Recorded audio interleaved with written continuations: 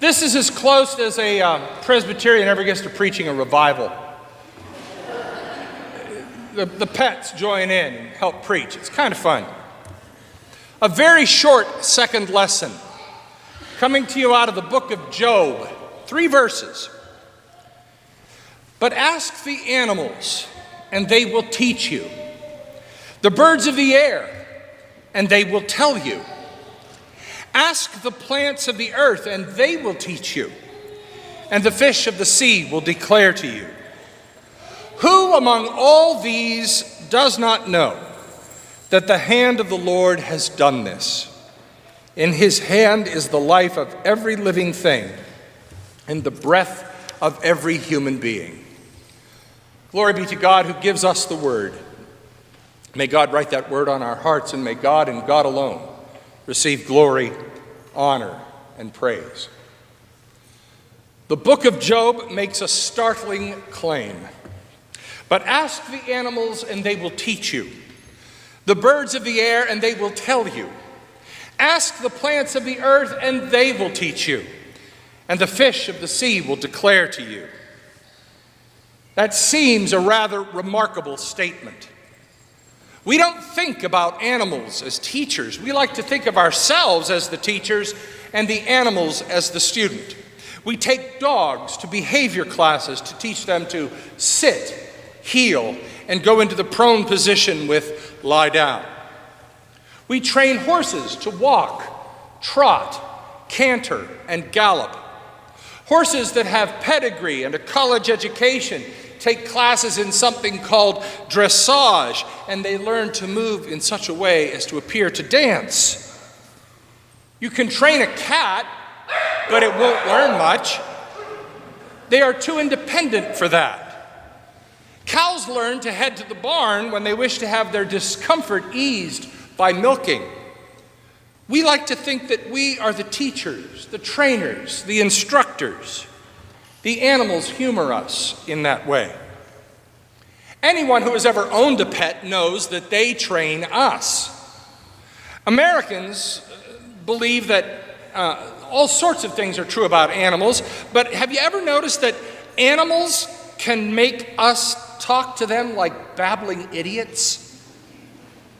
We obsess about their food, and it is advertised to us with the question of whether or not we would eat it if it were offered to us. Really? How many of you would seriously entertain the idea of eating a bowl of kibble for dinner? We spend inordinate amounts of money on our animals, including buying them Halloween costumes, which are now available at pet stores across the greater tri-state area. The animals have taught us well. They have trained us. My dog Buckeye was given a gift while still a puppy of a little dachshund door hanger that has little bells on the end of his tail. When Buckeye needs to go out, he rings the bells, and I let him out. I hear the bells and run to the door. Pavlov was right. I can be trained by a dog. And maybe Job was right too. Maybe the animals can teach us. The question is really, what can they teach? Well, if you've ever had a dog, you know that one of the lessons is devotion. Dogs are pack animals, social animals. They want to be around others. If they cannot be around others of their kind, they will adopt you as one of their kind. They are indiscriminate in their acceptance and approval. A dog does not seek color, economic position, educational level, sexual orientation, or any of the other details with which we as humans see and judge. A dog looks for companionship, for acceptance, for affection. That might be a lesson we could learn in better ways. If you've ever owned a cat, you have fooled yourself. No one owns a cat. A cat owns you. But if you watch a cat, you can learn some lessons. Cats are creatures of awareness. Cats don't miss much. A sunbeam on the floor can captivate them. A laser pointer can entertain them for hours. A little catnip in a toy pushes all their buttons. My favorite lesson from cats is that they have an appreciation of Sabbath, of restorative rest, of slowing down. Cats take naps, and that's a lesson we could learn. They're also creatures of simplicity. You can leave a large bowl of food out for a cat, and it will only take what it needs to be satisfied. Cats are creatures of moderation, awareness and Sabbath, moderation and simplicity.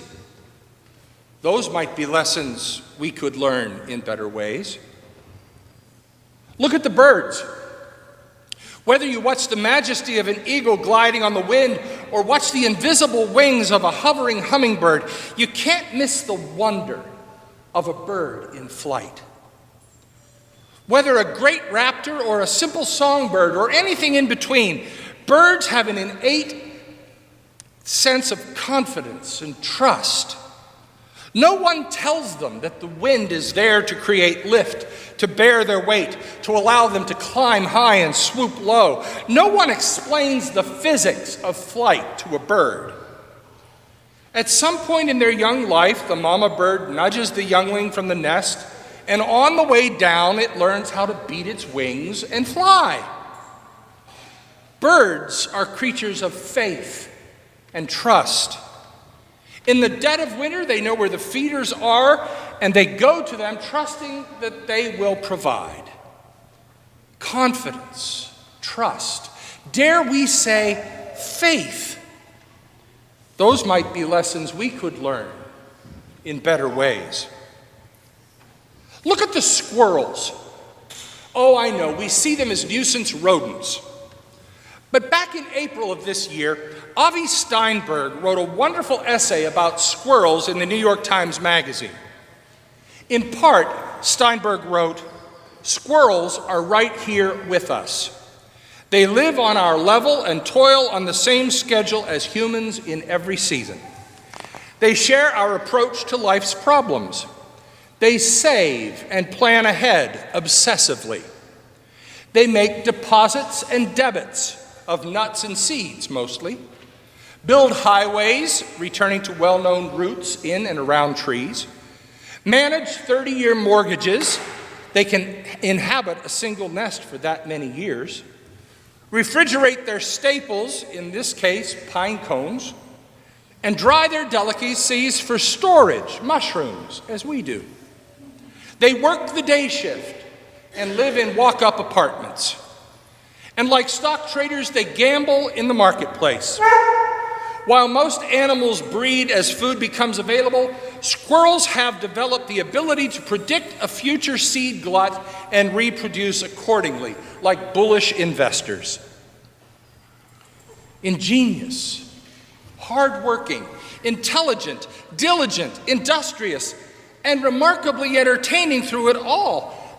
There might be some lessons from squirrels we could learn in better ways. Maybe Job was more aware than we are.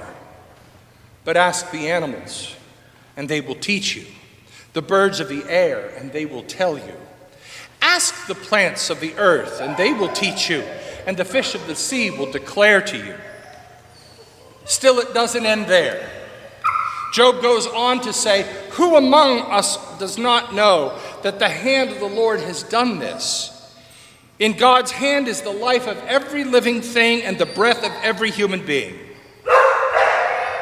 Now, I don't know if the animals have a sense of God and God's providing, but I do know, and we can see for ourselves, that when we are aware of the earth and its creatures, great and small, we can begin to see the creative power and presence of God all around us.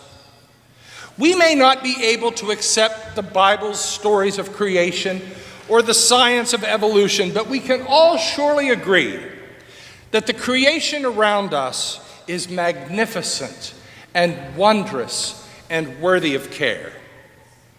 As we connect with our animal friends and with this small planet entrusted to our care, we can surely agree that our hands must become God's hands, caring, providing for, and nurturing the earth and all its inhabitants.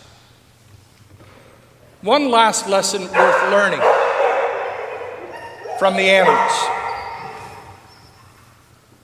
Have you ever noticed that animals do not appear to be anxious about much? Intrude on their space and they'll get a little nervous. But I've never seen an animal that appears to worry. Jesus had something to say about that. Therefore, I tell you, do not worry about your life, what you will eat, or about your body, what you will wear. For life is more than food, and the body more than clothing.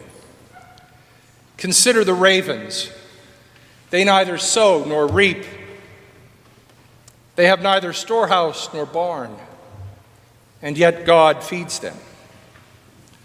Of how much more value are you than the birds? And can any of you, by worrying, add a single hour to your span of life? If then you are not able to do such a small thing as that, why do you worry about the rest? Consider the lilies, how they grow. They neither toil nor spin, they do not gather into barns, and yet I tell you, even Solomon, in all his glory, was not arrayed like one of these. So if God so clothes the grass of the field, which is alive today and tomorrow is thrown as fuel for the fire, how much more will God clothe you, O you of little faith? And do not keep striving for what you are to eat and what you are to drink, and do not keep worrying. For it is the nations of the world that strive after these things, and your Father knows that you need them. So instead, strive for the kingdom of God, and all these other things will be given to you as well. What do the animals teach? Much more than we might be aware. They teach us lessons that might just bring us true and authentic life. Life that is for now and evermore. Amen.